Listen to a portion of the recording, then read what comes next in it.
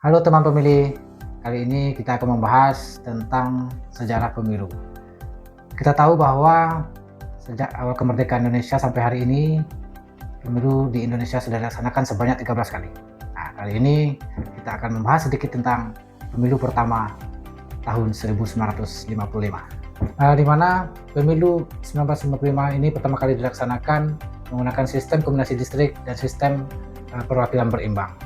Sistem kombinasi distrik ini merupakan sistem di mana wilayah dibagi dalam beberapa distrik, kemudian masing-masing distrik diwakili oleh satu wakil.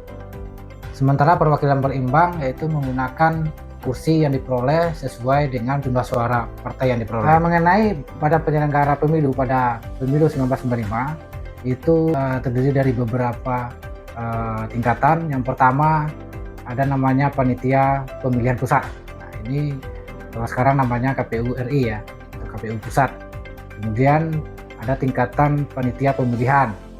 Ini berada di tingkat daerah atau setara dengan KPU Provinsi. Kemudian di bawahnya ada namanya panitia pemilihan kabupaten. Nah, itu berada di tingkat kabupaten.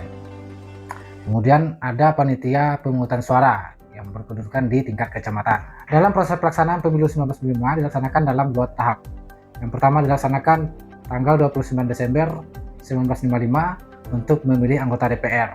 Kemudian di tanggal 15 Desember 1955 itu dilakukan pemilu untuk memilih anggota konstituante. Meskipun pemilu ini pertama kali dilakukan dengan diikuti oleh 30 partai politik, namun pemilu 1955 menjadi pemilu pertama yang berjalan aman, lancar, sukses, dan demokratis, serta mendapat pujian dari internasional karena menunjukkan antusias masyarakat dalam berpolitik. Ada 4 partai besar pemenang dalam pemilu 1955, pemilihan anggota DPR maupun dalam pemilihan anggota konstituante. Yang pertama ada Partai Nasional Indonesia atau disingkat PNI, kemudian yang kedua ada Partai Masyumi, kemudian ketiga Partai NU atau Partai Nahdlatul Ulama, dan yang keempat ada Partai Komunis Indonesia. Keberhasilan pemilu 1955 menjadi tonggak demokrasi dalam sejarah awal berdirinya Republik Indonesia. Ini menjadi sebuah langkah besar dalam evolusi demokrasi di Indonesia. Namun akibat adanya berbagai konflik maupun dinamika politik di Indonesia pada saat itu, sehingga akhirnya pemilu ini tidak berlanjut sampai adanya pemilihan berikutnya. Nah, itu dia sejarah singkat terkait pemilu tahun 1995 di Indonesia.